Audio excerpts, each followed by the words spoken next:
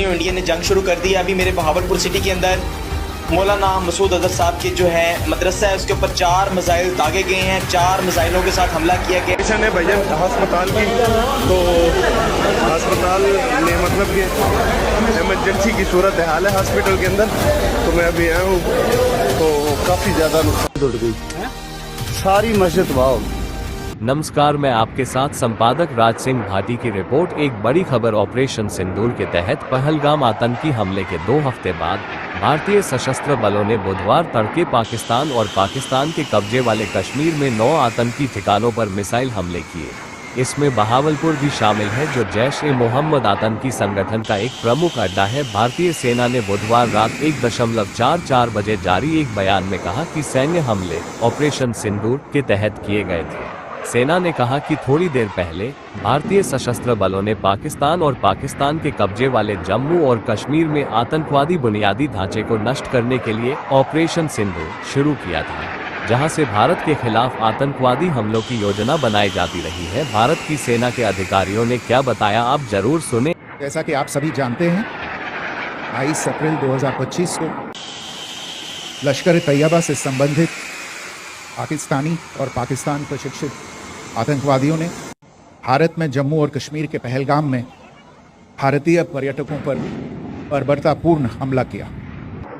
25 भारतीयों और 1 नेपाली नागरिक को कायरतापूर्ण मौत के घाट उतार दिया गया। मुंबई के 26 नवंबर 2008 के हमलों के बाद यह भारत में हुई किसी आतंकवादी हमले में मारे गए आम नागरिकों की संख्या की दृष्टि से सबसे गंभीर घटना है। पहलगाम का हमला अत्यधिक बर्बरतापूर्ण था, जिसमें वहां मौजूद लोगों को करीब से और उनके परिवारों के सामने सिर पर गोली मारी गई। हत्या के इस तरीके से परिवार के सदस्यों को जानबूझकर आघात पहुंचाया गया। साथ ही उन्हें यह नसीहत भी दी गई कि वे वापस जाकर इस संदेश को पहुंचा दें। यह हमला स्पष्ट रूप से जम्मू और कश्मीर में बहाल हो रही सामान्य स्थिति को बाधित करने के उद्देश्य से किया गया था। क्योंकि पर्यटन फिर से अर्थव्यवस्था का मुख्य आधार बन रहा था, इस हमले का मुख्य उद्देश्य इसे प्रतिकूल रूप से प्रभावित करना था। पिछले वर्ष आप सभी जानते हैं 2.25 करोड़ से अधिक पर्यटक कश्मीर आए थे। इस हमले का मुख्य उद्देश्य इसलिए संभवतः ये था कि इस संघ राज्य क्षेत्र में विकास और प्रगति को नुकसान पहुंचाकर इसे पिछड़ा बनाए रखा जाए और पाकिस्तान से लगातार होने वाले सीमा पार आतंकवाद के लिए उपजाऊ जमीन बनाने में सहायता की जाए। हमले का यह तरीका जम्मू और कश्मीर और शेष राष्ट्र दोनों में सांप्रदायिक दंगे भड़काने के उद्देश्य से भी प्रेरित था।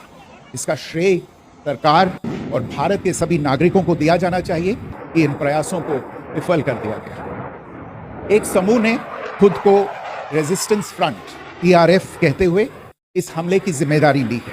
यह समूह संयुक्त राष्ट्र द्वारा प्रतिबंधित पाकिस्तानी आतंकवादी समूह लश्कर तैयबा से जुड़ा हुआ है। ये उल्लेखनीय है कि भारत ने मई और नवंबर 2024 में संयुक्त राष्ट्र की 1267 कमेटी की सैंक्शंस मॉनिटरिंग टीम को अर्धवार्षिक रिपोर्ट प्रस्तुत की थी, जिसमें TRF के बारे में साफ इनपुट दिए गए थे। इससे पाकिस्तान स्थित आतंकवादी समूहों के लिए कवर के रूप में TRF की भूमिका सामने आई थी। इससे पहले भी दिसंबर 2023 में भारत ने इस टीम को लश्कर तैयबा और जैश-ए-मोहम्मद के बारे में सूचित किया था, जो TRF जैसे छोटे आतंकवादी समूहों के माध्यम से अपनी गतिविधियों को संचालित कर रहे हैं। इस संबंध में 25 अप्रैल को UN सिक्योरिटी काउंसिल प्रेस वक्तव्य में TRF के संदर्भ को हटाने के लिए पाकिस्तान के दबाव पर भी ध्यान दिया जाना चाहिए। पहलगाम आतंकवादी हमले की जांच से पाकिस्तान के साथ आतंकवादियों के संपर्क उजागर हुए हैं। रेजिस्टेंस फ्रंट द्वारा किए गए दावे और लश्कर तैयबा से ज्ञात सोशल मीडिया हैंडल द्वारा इसको रीपोस्ट किया जाना इसकी पुष्टि करता है। चश्मदीद गवाहों और विभिन्न जांच एजेंसियों को उपलब्ध अन्य सूचनाओं के आधार पर हमलावरों की पहचान भी हुई है। हमारी इंटेलिजेंस ने इस टीम के योजनाकारों और उनके समर्थकों की जानकारी जुटाई है। इस हमले की रूपरेखा भारत में सीमा पार आतंकवाद को अंजाम देने के पाकिस्तान के लंबे ट्रैक रिकॉर्ड से भी जुड़ी हुई है, जिसके लिखित और स्पष्ट दस्तावेज उपलब्ध हैं। पाकिस्तान दुनिया भर में आतंकवादियों के लिए एक शरण स्थल के रूप में पहचान बना चुका है। यहाँ अंतर्राष्ट्रीय स्तर पर प्रतिबंधित आतंकवादी सजा पाने से बचे रहते हैं। इसके अलावा पाकिस्तान ने इस मुद्दे पर विश्व और फाइनेंशियल एक्शन टास्क फोर्स जैसे अंतर्राष्ट्रीय मंचों को जानबूझकर गुमराह करने के लिए भी जाना जाता है। साजिद मीर का मामला, जिसमें इस आतंकवादी को पाकिस्तान ने मृत घोषित कर दिया था और फिर अंतर्राष्ट्रीय दबाव के परिणाम स्वरूप वो जीवित पाया गया, इसका सबसे स्पष्ट उदाहरण है। ये स्वाभाविक है कि पहलगाम में हुए इस हमले से जम्मू और कश्मीर के साथ साथ भारत के अन्य भागों में भी आक्रोश देखा गया। हमलों के बाद भारत सरकार ने स्वाभाविक रूप से पाकिस्तान के साथ संबंधों को लेकर कुछ कदम उठाए। आप सभी उन निर्णयों से अवगत हैं जिसकी घोषणा 23 अप्रैल को की गई थी। तथापि ये आवश्यक समझा गया कि 22 अप्रैल के हमले के अपराधियों और उनके योजनाकारों को न्याय के कटघरे में लाया जाए। हमलों के एक पखवाड़े के बाद भी पाकिस्तान द्वारा अपने क्षेत्र या अपने नियंत्रण वाले क्षेत्रों में आतंकवादियों की इंफ्रास्ट्रक्चर के विरुद्ध कार्रवाई करने के लिए कोई स्पष्ट कदम नहीं उठाया गया है। उल्टे वो इनकार करने और आरोप लगाने में ही लिप्त रहा है। पाकिस्तान आधारित आतंकवादी मॉड्यूल्स पर हमारी खुफिया निगरानी ने संकेत दिया है कि भारत के विरुद्ध आगे भी हमले हो सकते हैं।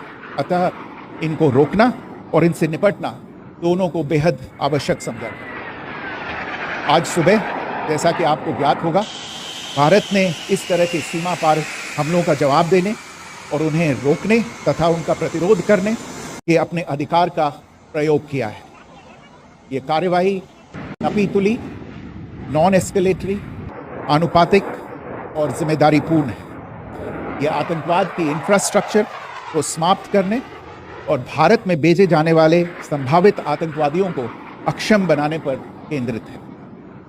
आपको यह भी स्मरण होगा कि 25 अप्रैल 2025 को संयुक्त राष्ट्र सुरक्षा परिषद ने पहलगाम आतंकवादी हमले पर एक प्रेस वक्तव्य जारी किया था, जिसमें आतंकवाद के इस निंदनीय कार्य के अपराधियों, आयोजकों, फाइनेंसरों और प्रायोजकों को जवाबदेह ठहराने और उन्हें न्याय के दायरे में लाने की आवश्यकता पर जोर दिया गया।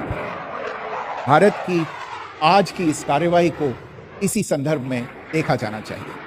Me for this briefing on our actions earlier this morning are Colonel Sophia Qureshi and Wing Commander Vyomika Singh.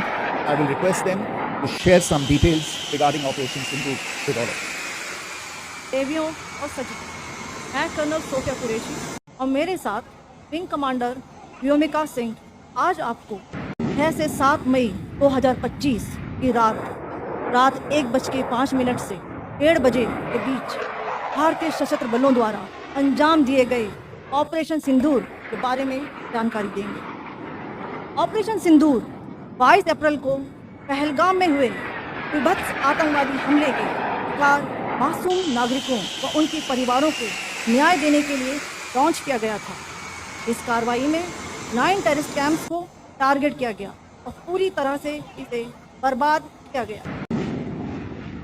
Pakistan में पिछले 3 दशकों से टेरर इंफ्रास्ट्रक्चर का निर्माण हो रहा है। इसमें recruitment, indoctrination centres, training areas और लॉन्च पैड शामिल थे, जो पाकिस्तान और पाक अधिकृत जम्मू कश्मीर POJK दोनों में फैले हैं। POJK के टारगेट मैं आपको बताना चाहूँगी। सबसे पहले सवाई नाला कैंप मुजफ्फराबाद, जो कि POJK के लाइन ऑफ कंट्रोल से 30 किलोमीटर दूर है। यह एक लश्कर-ए-तौयबा का ट्रेनिंग सेंटर था। 20 अक्टूबर 2024 सोनमर्ग, 24 अक्टूबर 2024 गुलमर्ग, 22 अप्रैल 2025 पहलगाम, इन हमलों के आतंकियों ने यहीं से प्रशिक्षण लिया था। सैयदना बिलाल कैंप मुजफ्फराबाद, यह एक जैश-ए-मोहम्मद का स्टेजिंग एरिया है। यह हथियार, विस्फोटक और जंगल सर्वाइवल ट्रेनिंग का केंद्र भी था। फूलपुर कैंप कोटली, यह LOC से 30 किलोमीटर दूर था। लश्कर-ए तोयबा का बेस था जो रजौरी पुंछ में सक्रिय था। 20 अप्रैल 2023 को पुंछ में और 9 जून 2024 को तीर्थ यात्रियों के बस हमले में यहीं से आतंकी को ट्रेन किया गया। बरनाला कैंप भिम्बर ये LOC से 9 किलोमीटर दूर है। यहाँ पर हथियार हैंडलिंग, IED व जंगल सर्वाइवल का प्रशिक्षण केंद्र था। अब्बास कैंप कोटली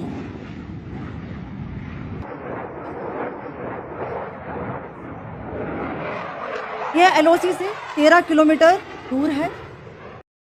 लश्कर-ए तोयबा का फिदाइन यहाँ तैयार होता था। इसकी कैपेसिटी 15 टेररिस्ट को ट्रेन करने की थी।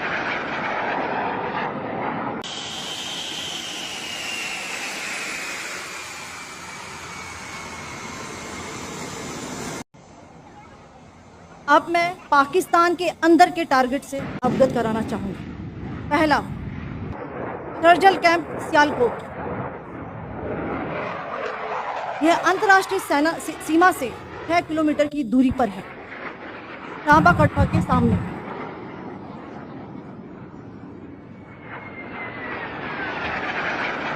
मार्च 2025 में जम्मू एंड कश्मीर पुलिस के 4 जवानों को जो हत्या की गई थी, उन आतंकवादियों को इस जगह पर ट्रेन किया गया था। दूसरा, महमूना डाया कैंप सियालकोट। यह 18 से 12 किलोमीटर IB से दूर था। हिजबुल मुजाहिदीन का बहुत बड़ा कैंप था। ये कठुआ जम्मू क्षेत्र में आतंक फैलाने का नियंत्रण केंद्र था। पठानकोट एयरफोर्स बेस पर किया गया हमला भी ई कैंप से प्लान और डायरेक्ट किया गया। मरकज ताइबा मुरीद के यह IB से 18 से 25 किलोमीटर दूरी पर है।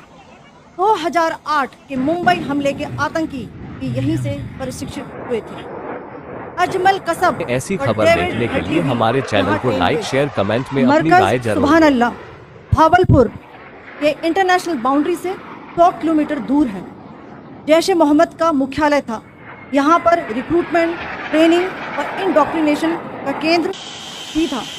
शीर्ष आतंकी अक्सर यहाँ आते थे। मैं आप सबको बताना चाहती हूँ, किसी भी सैन्य ठिकाने का निशाना नहीं बनाया गया और अभी तक किसी तरह की नागरिक क्षति की रिपोर्ट नहीं है। धन्यवाद। जय हिंद। हर खबर पाइए सीधा अपने मोबाइल पर।